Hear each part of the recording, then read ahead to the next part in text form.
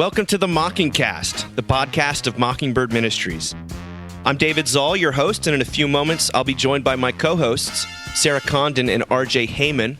We come to you every other week to discuss a few of the places where we currently see grace and its absence playing out in unexpected and compelling ways. We're glad to have you with us. Praise the Lord. Praise the Lord. God. Hey, you two. Happy November. I'm glad to have made it through Halloween. I think to myself about how we talk about acceleration in all things of American life. I love Halloween, but it feels like this year it was like 2 weeks long and, involved all sorts of new rituals. And, I guess if anything is going to get larger and more important, it should be Halloween. But good Lord. Yeah, I feel like I saw Halloween things at CVS like after Labor Day, something like that. I was like, what? It's Halloween already? But yeah. Yeah. What do you think, Sarah? How was your Halloween? I mean, Halloween's probably my favorite holiday. Sorry, Jesus. I just find it to be really uncomplicated. It's for reasons we've talked about, on the podcast before. And it was interesting because we did it in a whole new city. And, I feel like every town we lived in has had like a unique culture around Halloween. And so we weren't really sure what we were walking into. And it was really fun. Like all the adults were like dressed up in costumes. And that was really fun. And it felt very about the kids, which I loved, but it also felt long. Like, I'll agree with you. And different, right? I took Annie, Josh took Neil. Annie and I did like a ton of just trick-or-treating with a group of friends. And then we met Neil and Josh, and it was like, and then we were at somebody else's house for a while, and I was like, oh my God, it's a Tuesday night. We have school tomorrow, which is why I'm currently in my pajamas and took both children to school like this. So, by the skin of our teeth, yeah. RJ, what was it like for you? I mean, you've still got a young'un who's in the throes of the wonder. Great. It was long too. We there's a party on Saturday night we went to, which was a birthday party technically, but it was also like a dress up 80s party. So we kind of started early and then had it again last night. Although when we showed up last night to the little kind of pre-party with all the parents, like all the kids are dressed up. All the moms are dressed up, and then there were only like I think 2 dads who were dressed up. So we both looked at each other. We're like, "Thank God you dressed up." so that was good. But yeah, we just walked. Got our steps in, walked a lot, had a good time. Marshall, everything is competitive, so he had to run and be at the front of every line and get to every house first. And he and his little buddies were just racing the whole night, so he was just a sweaty mess. Yeah, because it's Florida and it's hot for Halloween. But it was great. It was fun. Halloween's super fun. I did see, that every year, because it's Reformation Day as well on the 31st, that now like there's always those memes of like 95 Reese's as opposed to 95 Theses. And now that Reese's has more tthan 95 different products, like if you go to the convenience store, if you go to the grocery store, Reese's is really kind of run with it, and I'm all for this. Yes. But I think it's funny now you can actually have 95 different types of Reese's in your meme, and that's what we tried to show on Mockingbird. I thought that was clever. I'm a Snickers guy. I'm not going to apologize for it. I think Snickers is the best. We were saying how bar. in the 90s, I feel like Snickers was like almost, they tried to market themselves almost as a quasi energy bar, right? Packed with peanuts. Snickers. It's like before Cliff Bars, there was Snickers. It's like, So he's going for the health angle. That's his. Oh, yeah. And I eat it with a knife and fork, of course, like Mr. Pitt from Seinfeld. Well, we're in a new neighborhood as well, and the temperature dropped like 10 degrees, so it felt like God.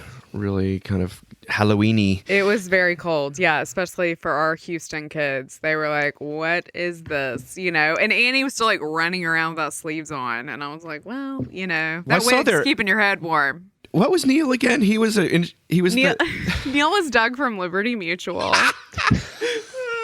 which he came up with entirely on his own. And like yesterday had like 30 minutes between school and when trick-or-treating started, and like we don't have a color printer that works. I'm so sorry, St. B's. We went and borrowed yours, and he printed out like the logo. He had it like he did it all. He had a little emu that he was carrying. Amazing. Well, I want to say that I think that, you can always take the pulse of the culture a little bit. And I saw a couple who she was dressed as Flo from Progressive and he was dressed as Jake from Allstate. Yes. And so and my kids tell me about Jake from Allstate. They're like, and we're living in a time when insurance companies are really branded, but like with individual icons almost. Yes. And I didn't see it coming. It's because insurance costs too damn much and they want to make us feel better about it. Otherwise, I saw a lot of Barbies and I saw a lot of Patrick Mahomes. And yes, Travis Kelce did make a lot of the Kansas City Chiefs are just raking it in right now. They're doing okay. They lost to the Broncos on Sunday, which is insane. Right. Well, was Taylor there? That's a good question. I don't know. Maybe the Taylor effect. That's all people care about. That's what it was. Yeah. Well, let's move into something a little more sort of fluffy here, but pun intended. This is from Rose Horowitz in The Atlantic this week. She writes that too many people own dogs.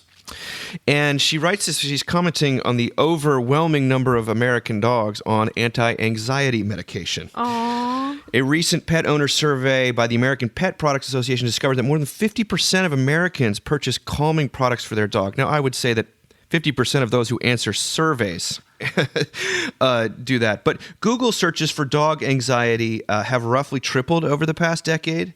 Veterinary behaviorists have seen an uptick in they're booked months and months in advance. And so this is what Rose Horowitz writes. She says, one theory is that dogs today really are more anxious. Rather than buying from a breeder, more Americans are choosing to adopt. And according to the American Society for the Prevention of Cruelty to Animals, shelters are euthanizing nearly 2/3 fewer animals than they were a decade ago. That's amazing. Adoption saves lives, but it sometimes leaves traumatized pets with inexperienced owners. Meanwhile, we've also altered the way pets live. Pet dogs and cats used to spend more time outside. Now experts told me they're much more likely to stay indoors. Oh my this God, sounds they're just like kids. familiar. When they do go outside, they're kept on leashes or under supervision. As Americans have fewer kids, they've begun to think of their pets as children and act as, quote, helicopter fur parents, one bioethicist told me.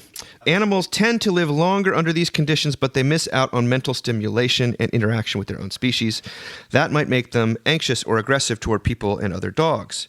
The pandemic dog buying spike heightened all of these dynamics as millions of dogs spent their first years socially distancing. So, is the dog anxiety crisis real, or is it a product of owners' anxiety-ridden psyches? Both explanations are depressing.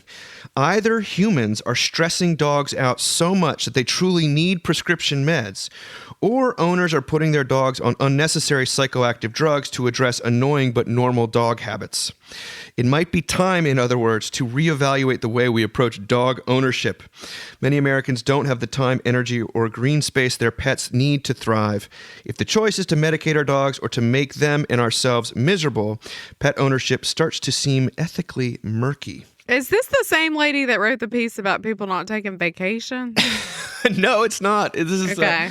This is interesting, though. We have a dog who is has got quite a bit more land to roam than she did when we were living in our old house, and she loves it. She's thriving.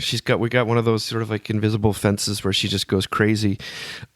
She still is pretty anxious. I mean, she just yaps and yips and yaps and yips.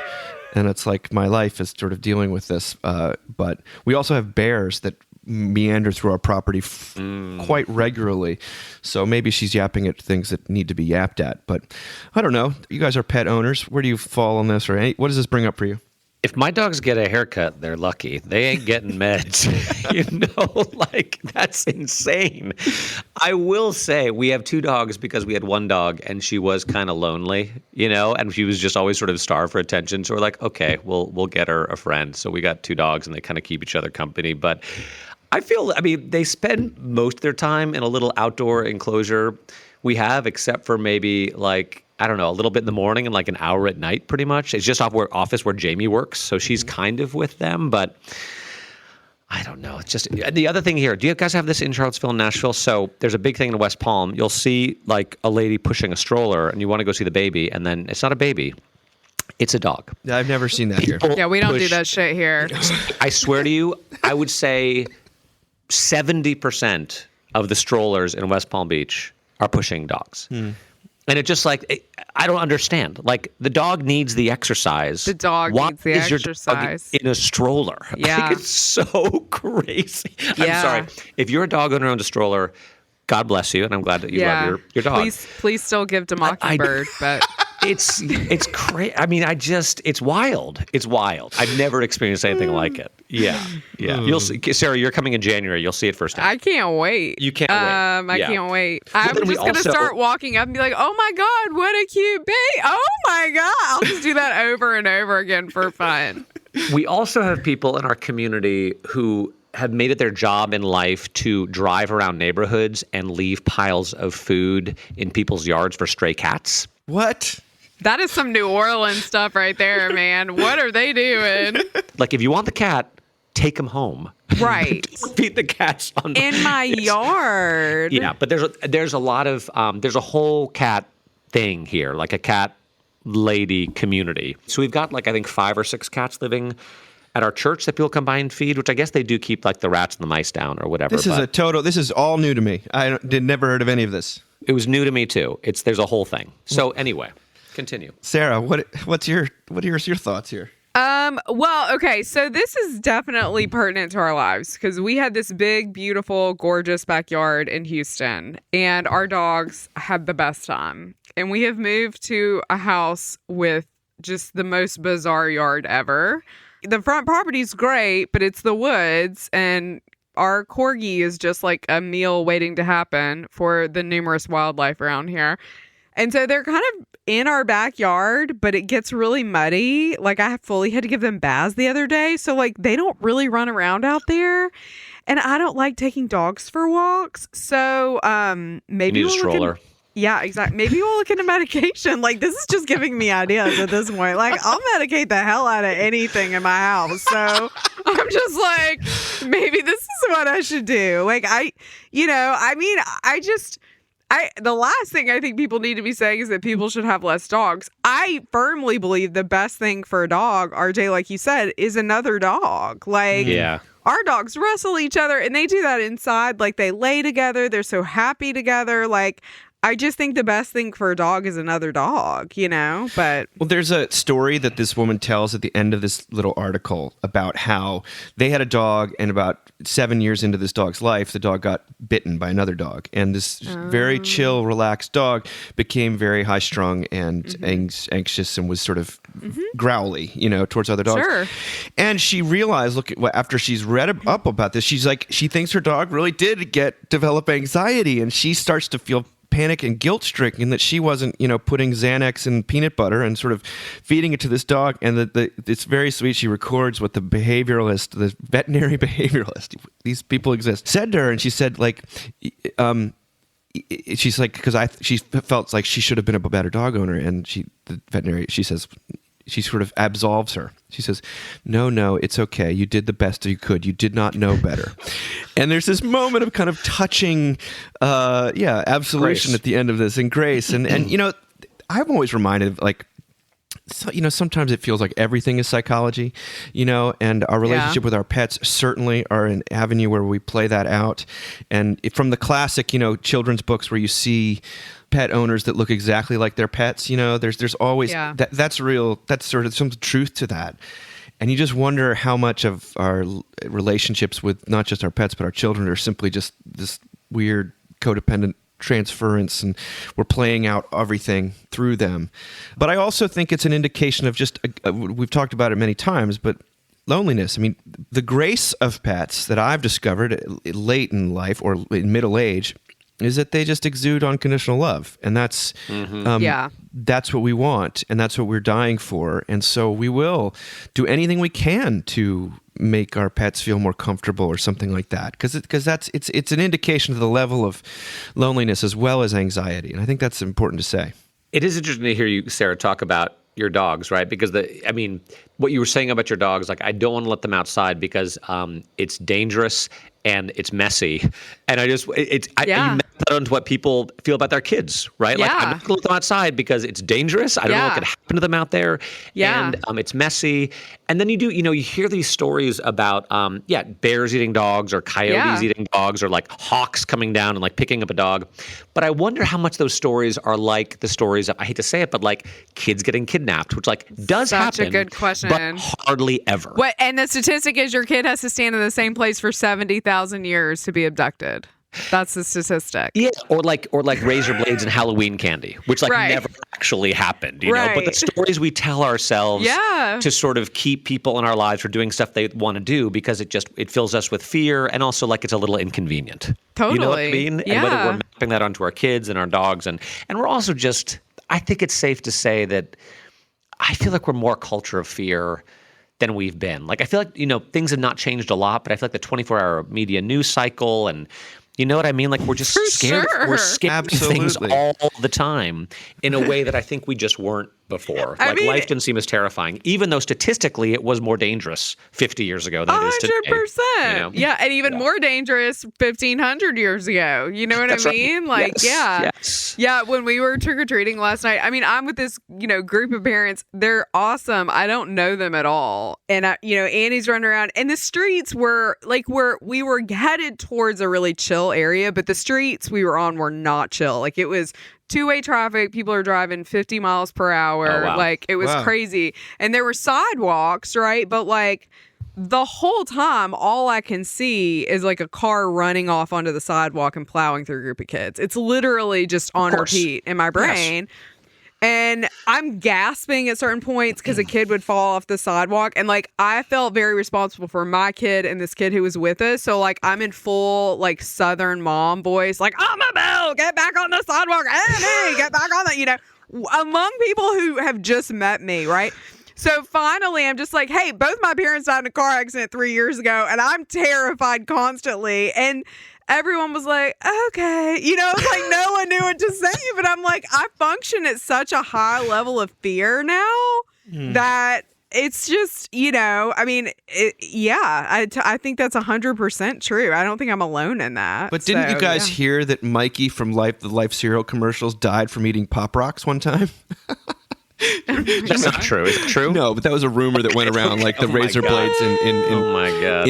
Yeah, I hear you. I think it is definitely the fear sells. It does feel like as a culture, we've gone so all in on fear and safety, probably at the expense of freedom, both for ourselves, our kids, our pets, all around. Well, right? But I would say we got to stress less about the stuff that doesn't matter, right? So my dogs are going to be dead in the next 5 to 10 years. They're not going to go to college, get a boyfriend or girlfriend, come back and be mad at me, okay? Yes. So if I want to put them on medication and only give them 2.5 minutes outside every day, what does it matter?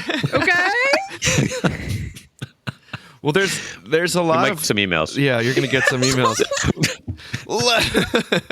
I'll Just delete them. sedate them, lobotomize them. Why not? Sure, why not? Why not? Well, I think let's shift gears. I want to talk not only about a little bit of that loneliness stuff, but also celebrities. We don't talk about celebrities very much. We don't. For some people that say we talk about so pop culture. disappointing for me. Yeah. But we're going to talk about two ones. One of whom Yeah. I know Sarah's got some things to say about.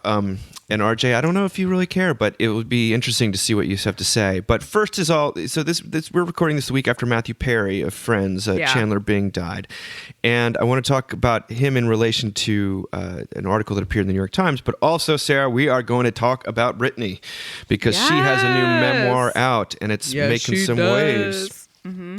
It sounds heavy, heavy. Yeah. But let's start with a very heavy subject as well. Matthew Perry. This is written by Patty Davis, Ronald Reagan's daughter, who's been a person who's been very vocal about addiction. Yeah. She wrote it in the New York Times called Matthew Perry and the Loneliness of Addiction. She says this. She says, I want to tell you something about addiction. No matter who it is or what substance that person is hooked on, loneliness is at its root. For whatever reason, there are those of us who feel isolated in this world, as if everyone else has some secret formula for getting along, for fitting in, and no one ever let us in on it. that loneliness resides deep inside us at our core, and no matter how many people try to help us, no matter how many friends reach out, support us, show up for us, it never entirely goes away. It's vast and shadowy and also part of who we are, so something happens when we discover a drug or alcohol. Suddenly, we have a companion holding our hand, propping us up, making us feel we fit in. We can be part of the club. It's there for us in the empty hours when it seems no one else is. Last year at the LA Times Festival of Books, Matthew Perry said, "Nobody wanted to be famous more than me, but fame does not do what you think it's going to do." I remember hearing him saying that and thinking, right, it doesn't penetrate that loneliness. That's Miss Davis speaking again. Perry spoke about being lonely often. He wrote about it in his book, and he talked about it in the context of longing for a relationship. I wondered if he knew that even the joy and fulfillment of a relationship don't fill up that insecure place deep inside us. When I quit drugs for good, I had to accept that this was just part of who I am. I didn't have to fix it or try to obliterate it. That hadn't worked anyway. We may never know what Matthew Perry's emotional state was at the time of his death.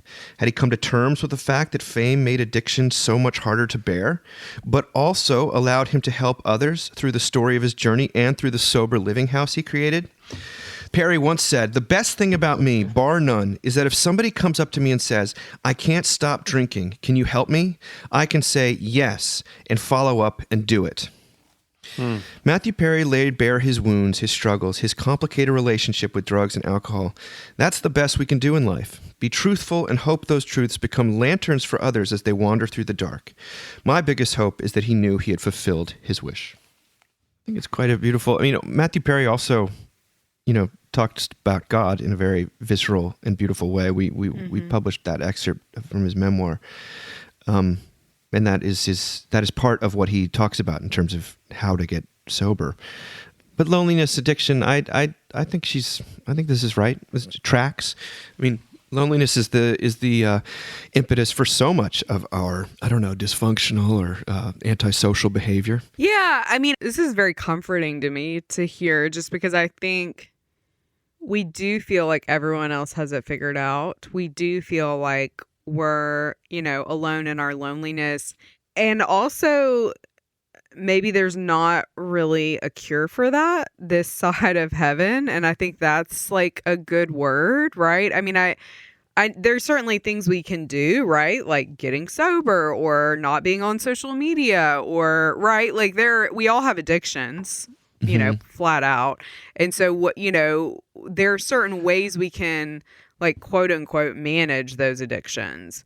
But making peace with the fact, which, if you've ever hung out with somebody who's been in AA, making peace with your addiction, making peace with, your loneliness is a really, accepting it is a really fundamental thing. And, as someone who lives in grief all the time, like, actually, this is like very convicting for me, because it's like when you make peace with it, right? When you just accept that it's part of who you are, and you're not constantly trying to like long for a different life or, to be like a normal person, whatever that means. There's, maybe you have the space to do other things. Yeah, I still want to talk about Britney Spears. Oh, it's coming. Don't worry. Okay, good. No, all right. but fame is just such a. All these kids that my own kids now, they're all so obsessed with these YouTubers that are basically the whole object of life is to get famous.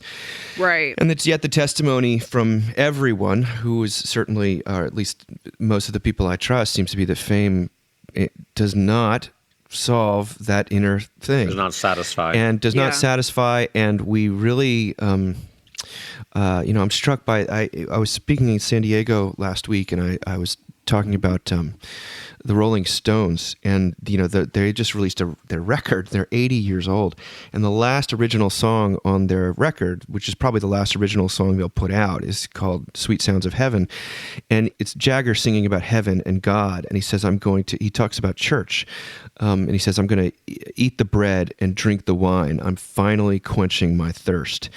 And there's a faith that they're using their sort of dying breath to talk about where that thirst finally be quenched. But The only sort of break I would have with Patty Davis is that I think it's not just addicts that feel this way. I think everyone Right. feels this way. They may not just be Yeah. using they might be predisposed to substances.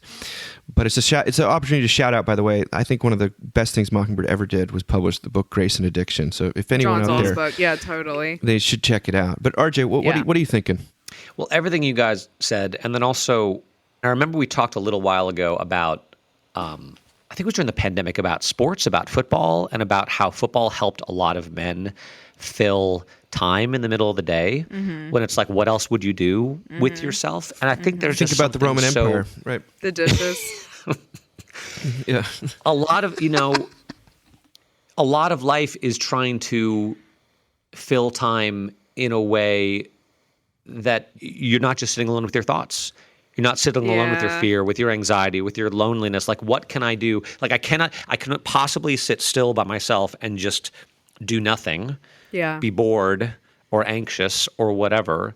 So what am I going to do, whether it's go to work or exercise or drink or watch football or whatever, to kind of distract myself from that hole that's at the center of myself. Now, I do think there's Yeah. some people who get better at that, through mindfulness, through meditation, through, prayer, through just being able to find that quiet space. But it's pretty terrifying.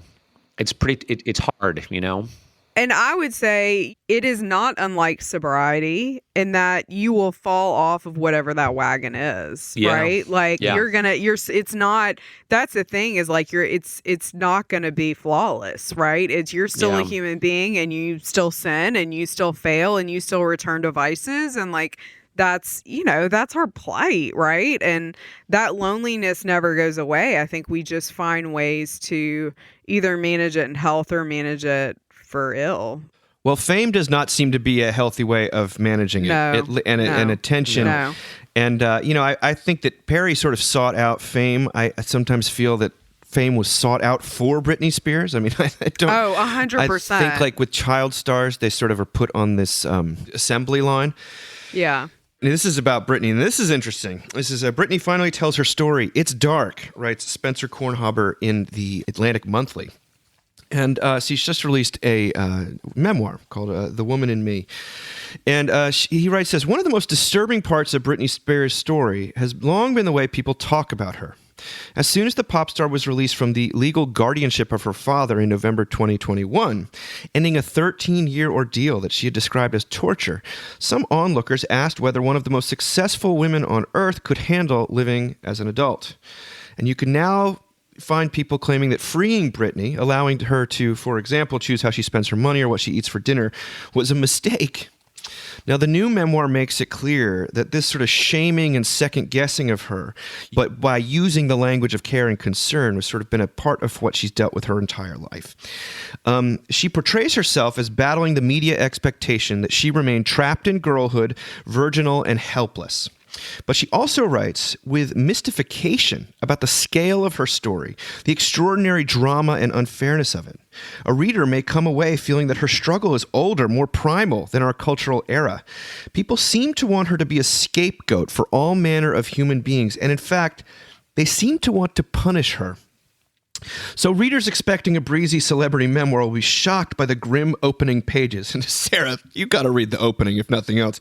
Describing her childhood in rural Louisiana, Spears' declarative sentences have the ominousness of the Old Testament. Tragedy runs in my family, Spears writes, Yes, girl. before describing her paternal grandfather, June, as an abusive man who committed 2 of his wives to mental hospitals. One of those wives killed herself on the grave of her infant child. Oh my God, are we related? June's harshness, this is why I knew we had to talk about this. June's harshness, Spears spiels, made her own father, Jamie, a cruel and demanding alcoholic.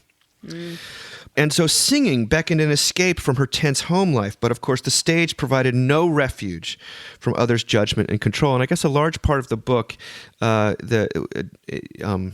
deals with her relationship with Justin Timberlake and the way that the media sort of lionized him and sort of blamed her as this kind of, I don't know, the way the media portrayal of that relationship. She was absolutely devastated by it. She talks about being silly in love with this man and how he's kind of maintained this good guy status while she was just shattered on the side of the road. He put her figure, I mean, so it looks like her in a video about, like, it's the Cry Me a River video where it's like there's a woman in there that is supposed to look like Britney Spears who basically cheated on, right, him. I mean, it is like when we reflect back, you know, it's funny when we reflect back historically, like 50 years ago, and we talk about gender dynamics and how we treated women. Like, it's like, oh, yeah, I mean, that was awful. That was 50 years ago. When I look at the way that Britney Spears was treated in the media during this time, it's ghastly to me. Also, Justin Timberlake is dead to me now, and I own a copy of his biography, whatever it is. It's a big coffee table book, and I'm going to burn it. Yeah, so he's running for shelter right now. He's dead to me. I mean, the problem with that, Sarah, is that unfortunately he wrote his absolute greatest song about it. I mean, "Cry Me a River," the song. Oh, I mean, it may be a It's really good. It may be a It's a beautiful song. It's a by numbers Michael Jackson imitation. Like, let's just face it. There's yes. Michael Jackson. Yes. When I first heard it, I was like, oh, did Michael write this? Yeah. It's that good. But I think to me myself, gosh, if the revenge song had been a little, or the self-pity song had been a little worse, it would be easier to have dismissed. But but she does talk about sort of being in this scrutiny, unbelievable scrutiny, and that says as Spears matured, the cycle of scrutiny and rebellion accelerated through, and though the rebellion, such as Spears having kids with a quote-unquote bad boy, the backup dancer Kevin Federline, and attacking a paparazzo's car with an umbrella, come off as tame in the book's telling. The underlying mysteries of her long legal saga remain vexing, both to the reader and to Spears herself. She says, "I know I had been acting wild, but there was nothing I'd done that justified their treating me like I was a bank robber. Nothing that justified upending my entire life."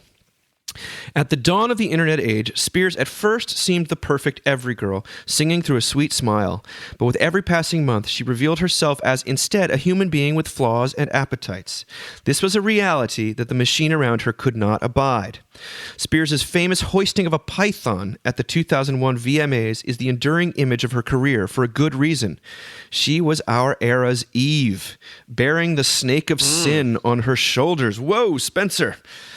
Spears now wants to, quote, "get my spiritual life in order, to pay attention to the little things and to slow down." Yet the discussion spinning around her, dissecting and judging and creating mythological storylines for the masses to get invested in, has hardly decelerated.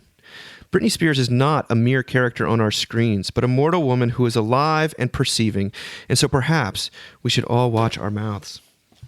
All right. What do you think, Sarah?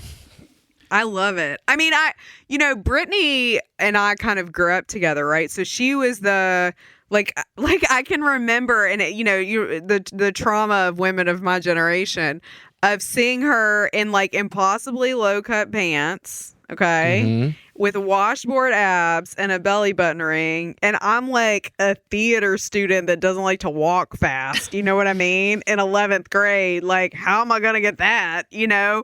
And I remember feeling a kind of, so it's not surprising to me that people turned on her, this kind of resentment of like, she embodied, right, this like unachievable form in a lot of ways. And it's so interesting to age and to look back and to hear those people's stories and to think about how trapped in that she was. I mean, one thing I do know that she talked about in this memoir is like her Vegas show, which of course people loved. I mean, I think every gay man in my life, save one, went to see that.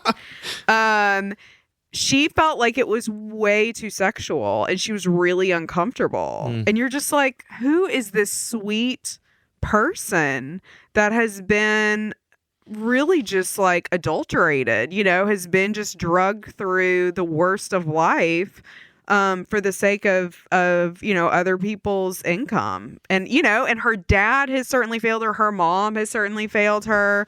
As the meme says, good morning to everyone but Jamie Lynn Spears, her sister. Like, you want to talk about lonely, and she was married very briefly. I mean, I definitely follow her on Instagram. So she was married very briefly in the past few years.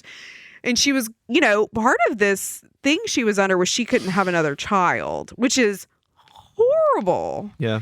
And she was finally able to have a baby, and she had a miscarriage, and then they got divorced. And it's like, my word, like, can this woman not catch a win? Break. You know, which is, I never thought I would say that about Britney Spears in 1998, you know, but it's like, it's just horrible. Well, it's like we move on. These celebrities, we use them, we build them up, we tear them down, and then you sort of move on, and you realize like they're still having to They're still there. pick up the detritus, and certainly it happens with child stars more than anyone, and probably female child stars in a different way than you can even understand. I mean, Spencer does say some things have clearly been left out of this memoir. Like we don't know the whole story because you do watch those Instagram videos, and I just have to say, as just a human being, you're like, I mean, there's no chance of having a kind of a normal soul, I guess you could say, after being raised that way. There will be damage, lots of it, and there's just no way to escape that. So, right. Well, and they're actually, I mean, you look at those and you think there may be legitimate mental illness here. Yeah. But because of what has happened to her, she can't have a normal experience where she goes in and gets Lexapro. Not at all. Do you know what I mean? I totally agree. Like, that's been taken from her. And so it's like, not only is she haunted by what could have been, but she's also haunted by like the person she's had to become.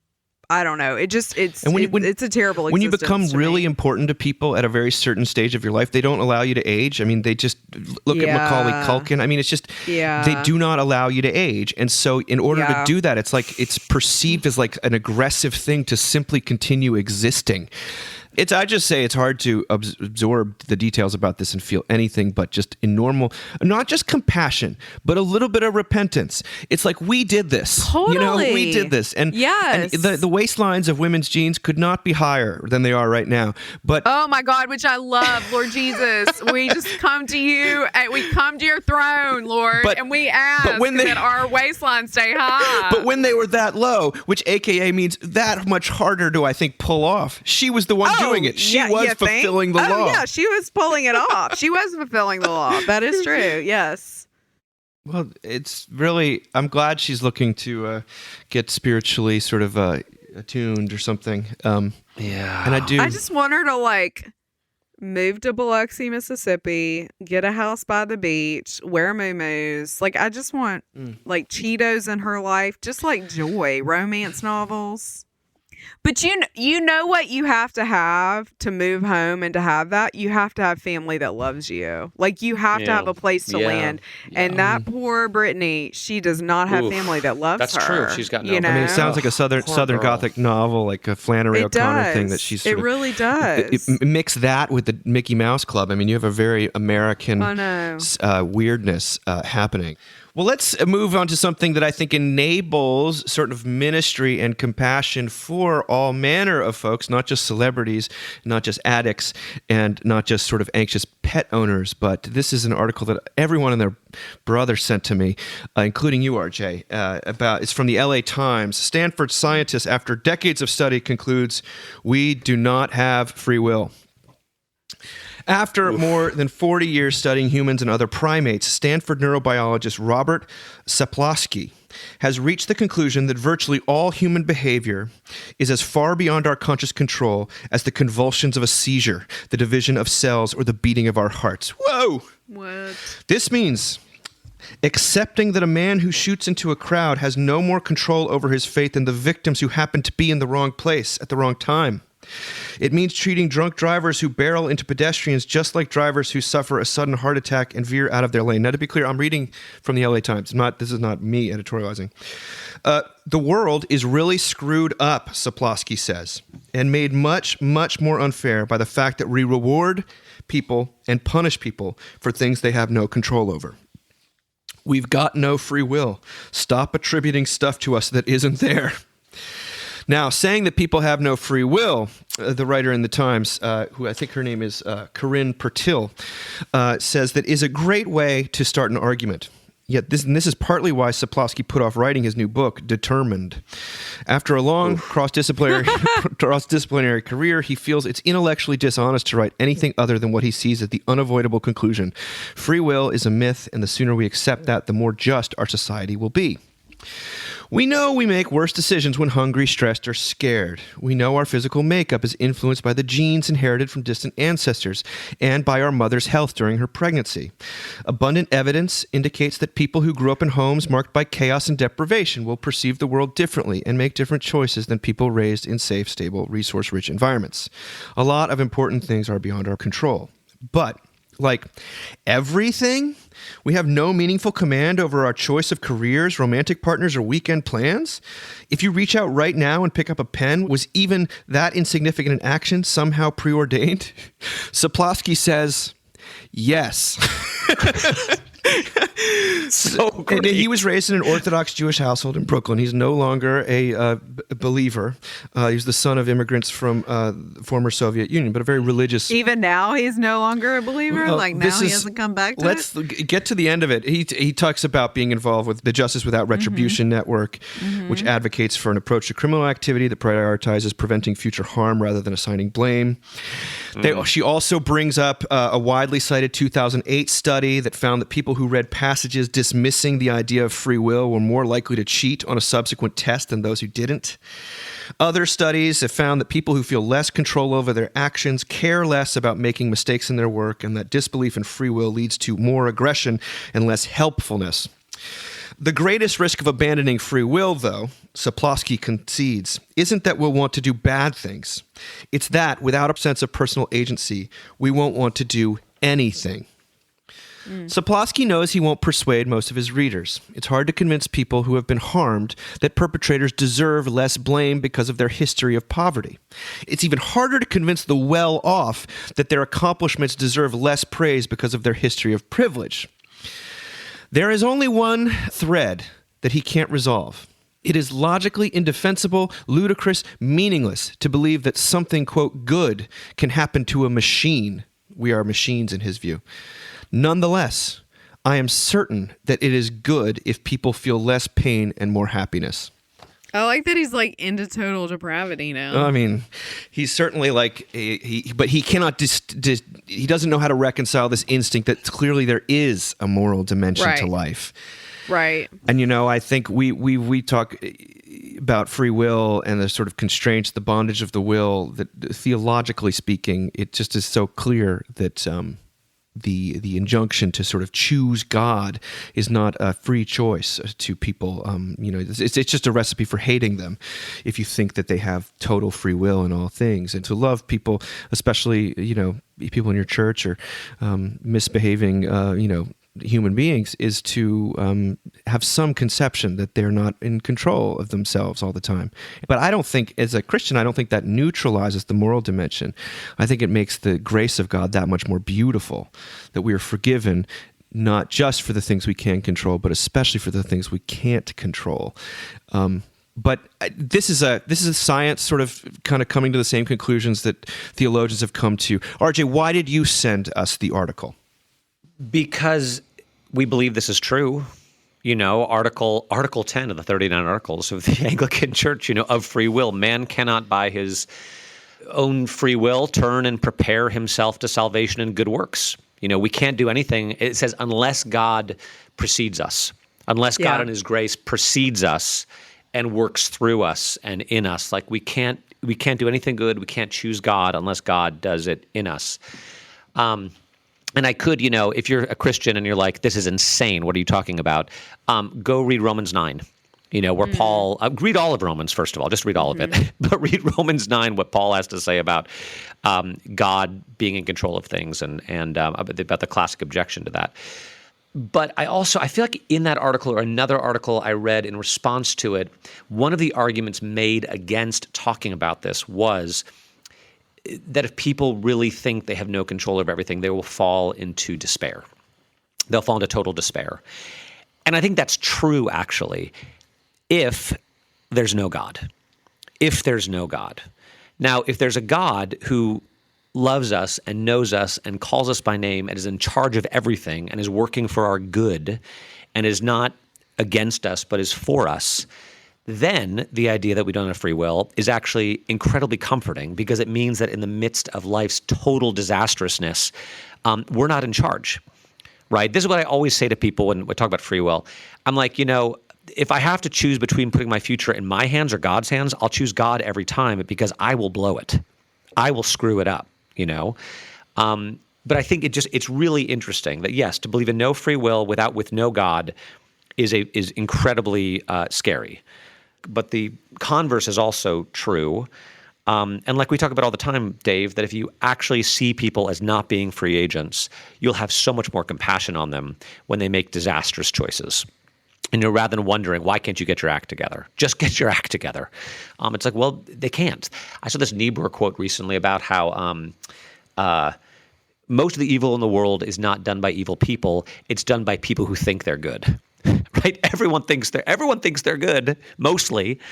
And then they just do awful things because they're convinced of their own goodness. So, well, from a Christian perspective, if, like you've said before, if you see people as free, the focus of your ministry and your preaching will be to bind them, and to control them, or to help them behave better, to put constraints. If you see people as bound, your goal is to free them. So good. It's so good. It's such a better way to live than to live life as if you are in control. Is so incredibly frustrating and hopeless, even when things are going well. Because then you're just thinking, I got to keep it up. To live life as if God is in control, and a God who loves you, a God who is for you in and through everything, even when things are hard, who's doing something, even when things are hard, who's died for you. There's just so much more freedom and joy in that. That actually produces the fruit of goodness. I also think of the amazing compassion I just immediately feel for Britney Spears, knowing that she's sort of basically been trapped her whole life. But also her father. But also, wasn't it his dad who put two of his wives in mental institutions and was? Yeah. Sarah, what? But there's also for me there's a line as a parent where it's like this child has been entrusted into your care, right? And you're asked to at least take care of them in a minimal way. So I understand the kind of way that we perceive this as Christians. I had never thought about how bleak it is for the world of psychology to perceive this without any religious context. I mean, RJ basically just said that, but had never occurred to me, right, that the bleakness of what it would mean if everyone fully understood, right? That they don't really have any control in their lives. I mean, but I do think the way into it is Jesus and the Holy Spirit pushing you around and I mean, I was going into the paint store yesterday to pick out samples, which is how hard my life is. And I was bathrobe. Yeah, it's sitting in my bathroom. I'm like, oh my God, which color of neutral, beige, do I need for my bathroom? And there was this lady sitting on the sidewalk, older. Also, it's gotten super cold in Nashville, clearly homeless. And she yells at me, "Can you buy me some food?" And then she goes, "You got it." She goes, and this was baller. She goes, "Would you buy me some food in Jesus' name?" And I'm like, "Okay, girl." So I go into the paint store.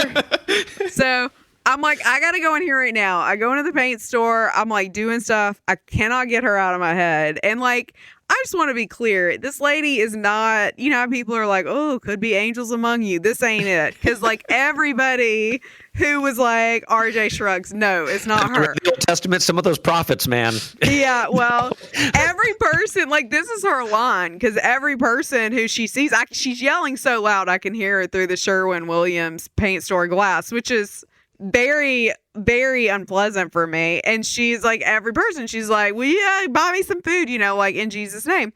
So I got to get my kid, and I don't have time to buy this lady food. And I look in my purse, and there's a $10 bill, and I'm like, I'm just going to hand her the $10 bill.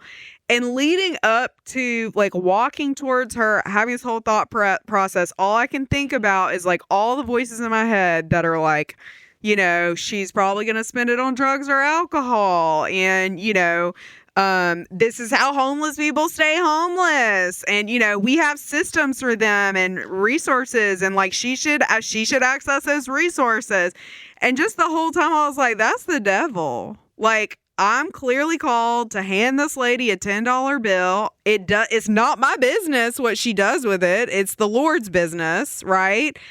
And then move on with my day. But like, that's what it feels like to know that you really don't have will. Like, it's like, as a Christian, right, is that you are going to be, I always use the word, and I've used it here before, you feel pushed.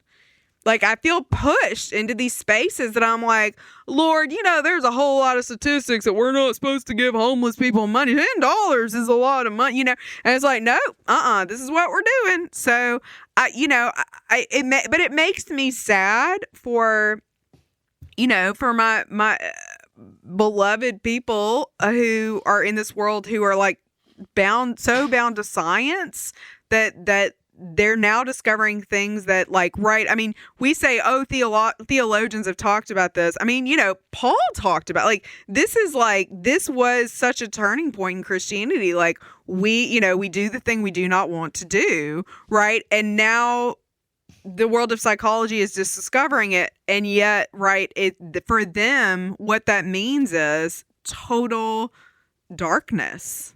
Mm.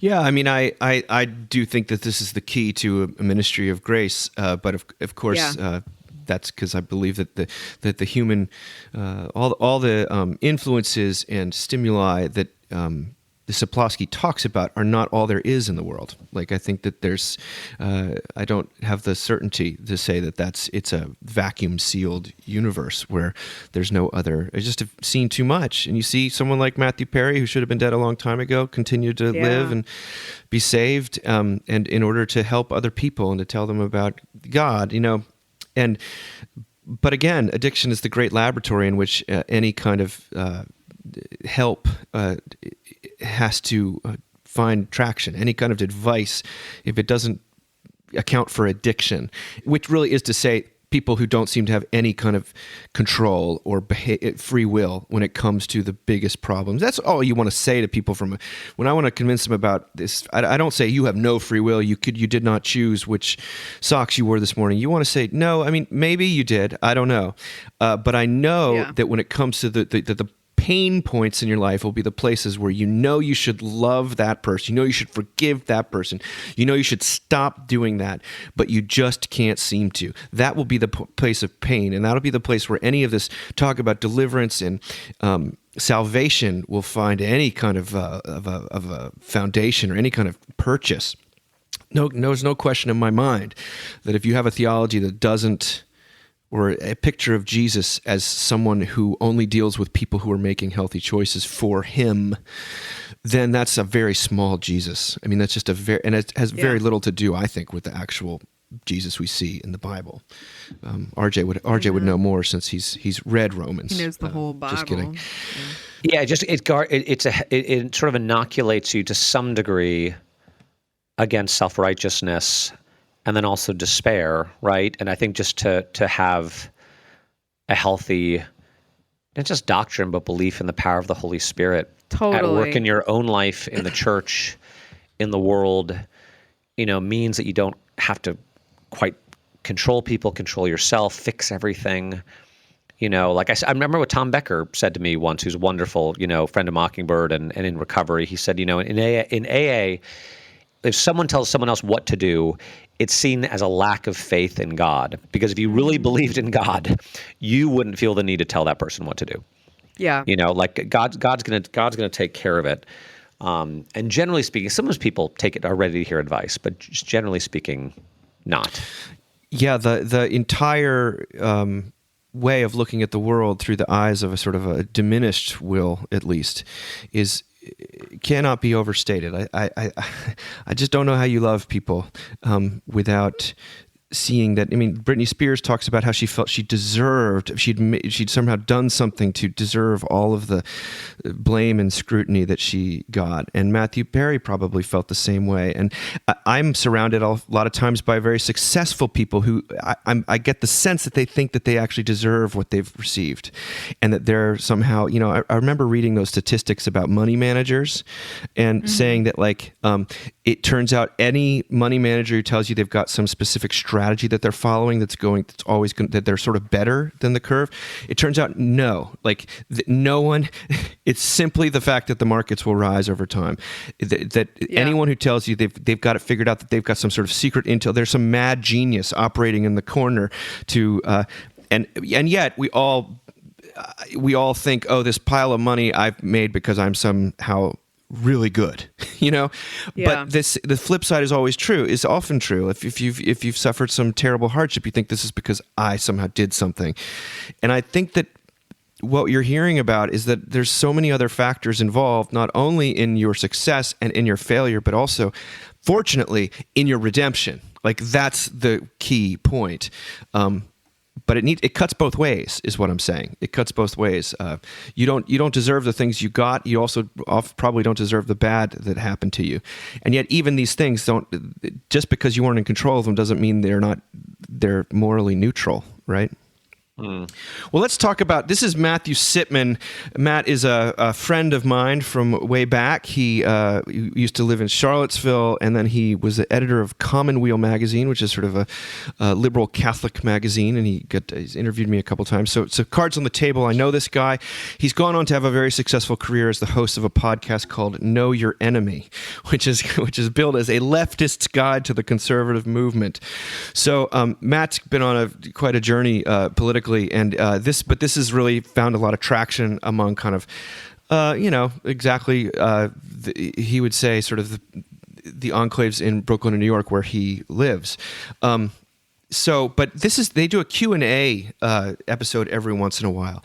And they got this sort of left field question, or you might call it a right field question, that took Matt aback, but he had something really important to say. I'm going to ask you a question. I was actually just sort of moved to even see this question, and I'd be interested to hear what you have to say about it. This listener says, I am being ordained November 5th as a Baptist pastor. Do y'all have any words of advice for a young Baptist minister in rural North Carolina? Listeners will not be surprised to hear that I'm more interested in what Matt has to say about this. Well, like you said, Sam, I was very moved this listener wrote in to ask that question. And I was thinking about it, and I do have an answer. It's relatively short. Some listeners, maybe a lot of our listeners, have read my essay on depression. That was, nominally a review of George Shalaba's great book, How to Be Depressed, but it was very memoiristic, and I talk about my own experiences. And in that piece, I talk about my friends a lot and people who cared for me when I was at my worst. And one of the things I say is, I now have an answer to the question. I mean, this was really the low point for me. It was kind of the worst of my depression, worst of my maybe self-destructive behavior.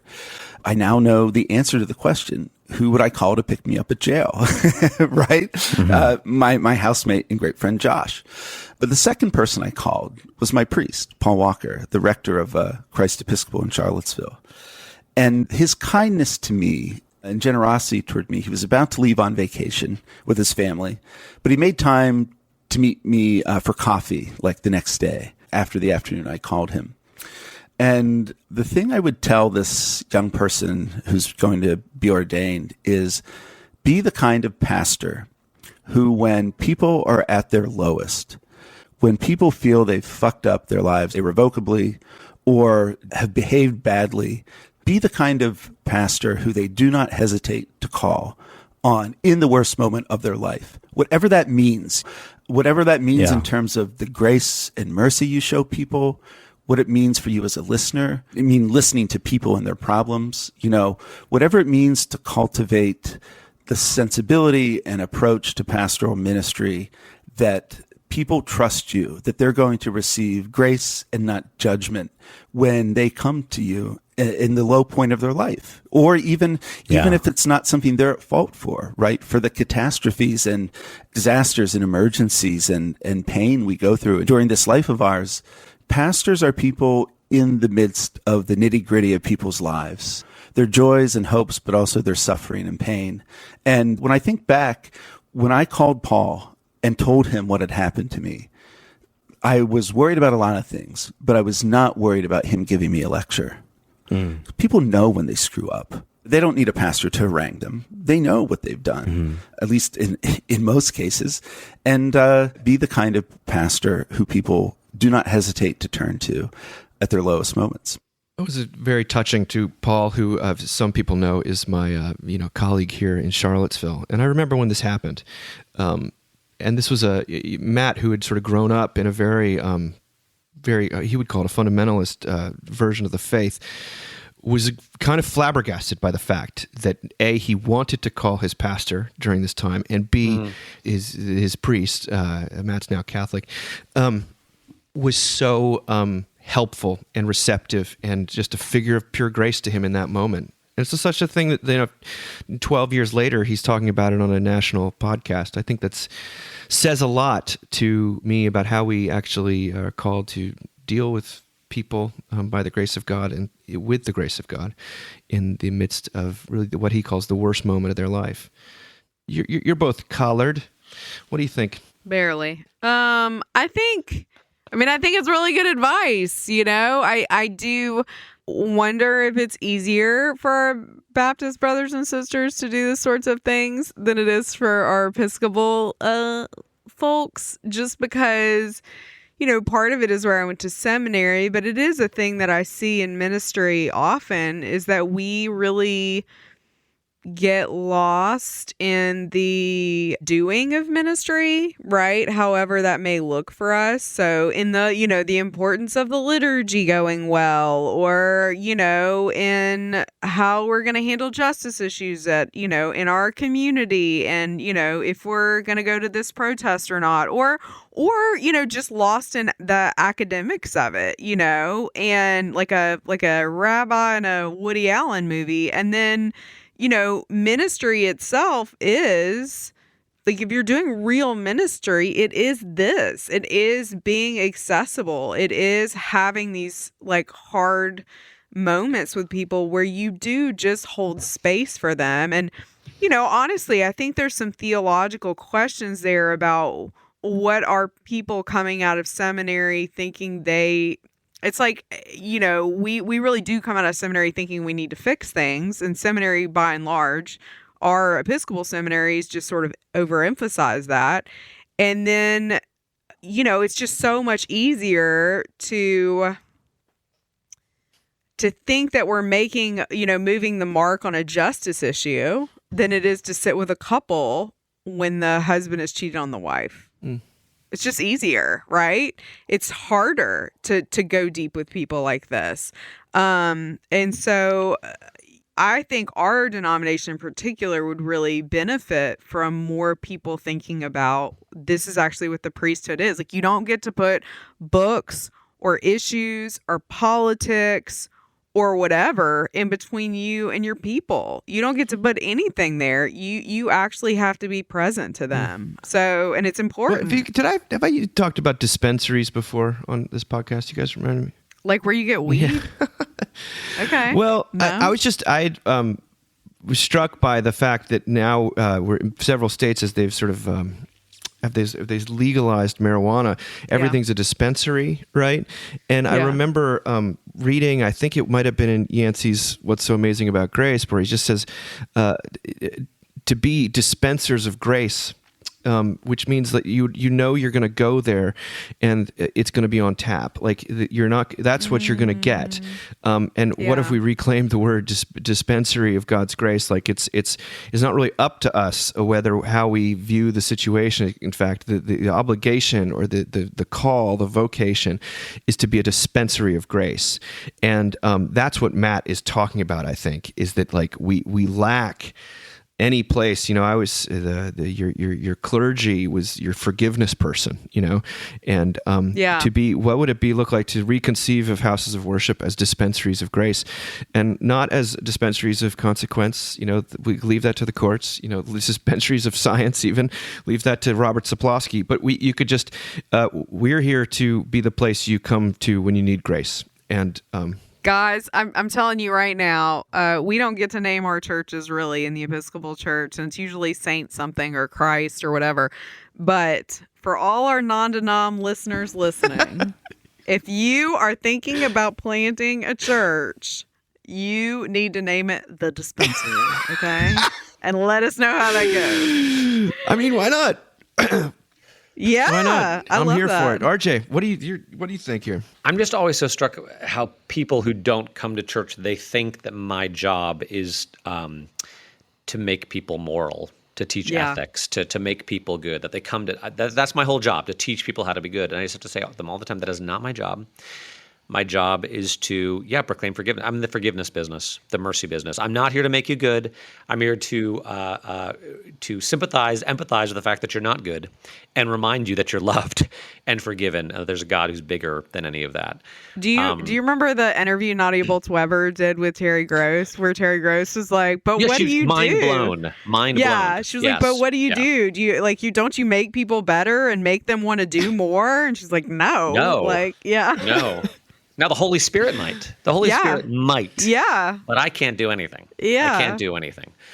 And then also, Sarah, as you were talking, and I do think every denomination has its unique challenges, and I do think that a lot of priests in our denomination do see themselves as kind of pastors and chaplains and want to be available to their people. But I think also, you've got to be on guard about you got to think sort of small. Right, you got to think small. I love that. Yes, like my buddy, who I love, who's a former missionary and now a professor at the local university, said, it's not. I said this before. It's not Christians' jobs to change the world. Like, that's God's job. Mm-hmm. It's Christians' jobs, to just. And this is gonna sound a little legal, but you'll know what I mean. Just to love your neighbor. Just love the person next to you. Just be available to the person next to you. You're not going to change the world. And the degree to which you think your job is to affect some massive, social change. Now, that might happen by the grace of God. Maybe that is God's plans for you. Sure. And if it is, you're going to be swept up in that. But really, your Heaven job, forbid you get famous for it, though. Heaven forbid. Exactly. Heaven forbid. Heaven forbid. That won't help. But really, your job is to love your people and provide for your people, be available, preach the gospel, be available to your people, and just, don't let the media worry about the huge things that you can't control. Yeah. So title of this episode is going to be, what do you think? Britney Spears has no free will? How's that? No, I think Justin Timberlake is dead to me. Do you want to do that? Yes. Okay. You need to do a deep dive on Justin Timberlake and gain a little grace for that. I do. He was a kid, I know. and I know. Anyway. Well, I think you guys are great. And even if you didn't choose to be here or to be so kind to me, I still appreciate it. And thank you very much. And cry me a river. All right. Bye. Bye, y'all. Till next time.